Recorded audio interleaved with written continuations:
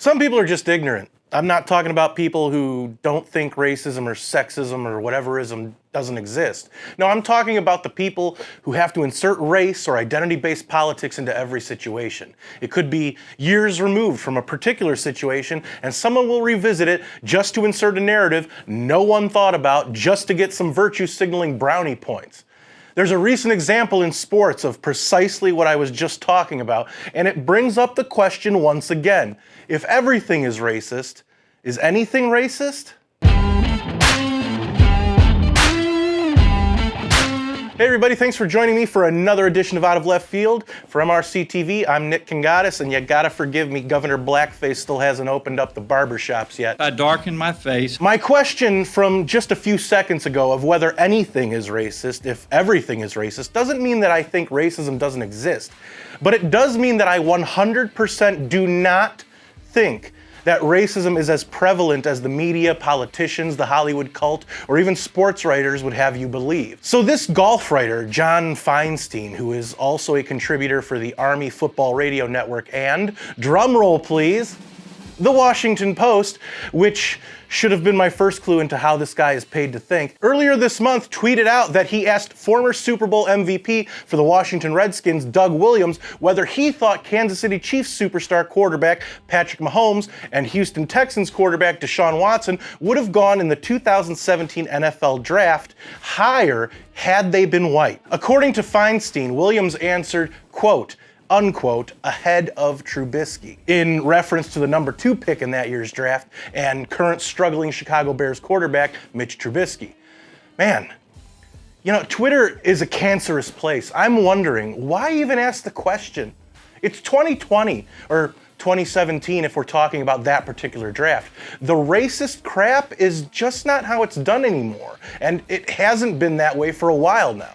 By the way, just for context, it's gone now, but I replied to another of Feinstein's tweets telling him that he was a quote-unquote virtue signaling hack, and he tweeted back, thanks, followed by him blocking me. Funny how Feinstein only asked Williams the question because he's a black man. No, Feinstein didn't ask someone who was Hispanic, white, or Asian, but you bet he asked a black dude, which is fine.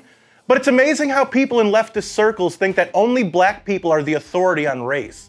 That's kind of racist in itself. There are some very racist black people out there. Just look at the black Hebrew Israelites, who we remember being overt racist to children from the Covington School in the now infamous Smirk Heard Round the World video. You little dirty crackers, your day coming. Bottom line, people of every race can be racist, period. Anyway, Feinstein's tweet didn't catch a ton of attention until Fox Sports radio host Doug Gottlieb retweeted it along with his take on it. Quote, this is beyond idiotic at J. Feinstein Books. The idea the league evaluates a QB on race in 2020 is just dumb, disconnected, and bitterness from 40-year-old transgressions. Trubisky isn't as good as Watson/Mahomes. The Bears evaluated them all and missed. That's it. Unquote. Deshaun Watson himself added fuel to the fire by tweeting that the Bears, quote-unquote, never once talked to him. But social media and the internet is a place where at least a few people will never let you get away without getting checked. One Twitter user responded to Watson with a clip from April of 2017 on The Rich Eisen Show, where Watson clearly states that he spoke with the Bears on the phone. Eisen himself addressed it on his show a couple of days ago and played the clip in question. Take a look. I'm sitting around on Friday night having a glass of wine. We're done for the evening. And I look down at my Twitter feed, and I'm seeing I guess a back and forth between John Feinstein, the author, and Doug Gottlieb about something involving Deshaun Watson, who then retweets it all by saying, the Bears never talked to me once, never once talked to me. So when Watson says this, I retweet, I'm like, hey, this just in for the 2017 NFL Draft. And then I'm beginning to see from a whole bunch of people a tweet from back in the day, from 2017, that Watson said in the lead up to the draft, he spoke to the Bears. And I'm like, how about that? And then I looked, oh my God, that was a tweet that Brockman sent out during the interview on the Rich Eisen Show. Which teams have you visited? Let's walk through it. Which teams have knocked on the Deshaun Watson door? Say, let's chat.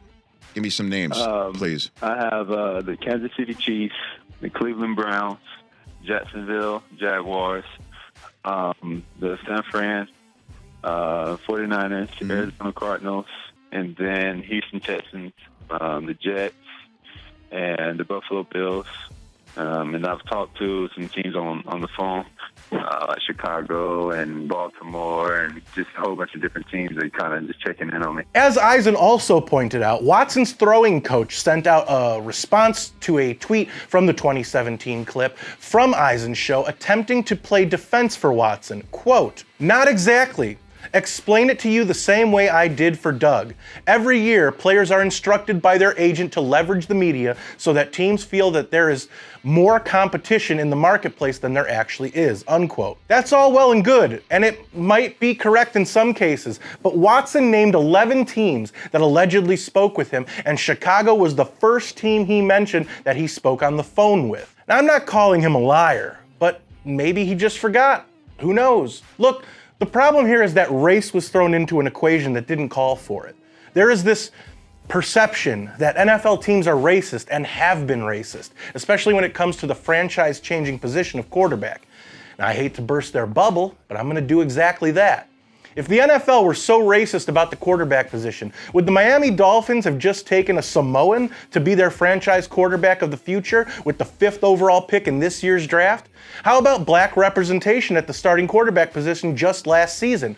Well, if you take into account that the black population in this country is around 13 to 14%, then black quarterbacks are faring well in the NFL in today's game. Last season, 11 of the 32 teams started a black player at quarterback at some point in the season, 9 of which were starting QBs for their team from week 1.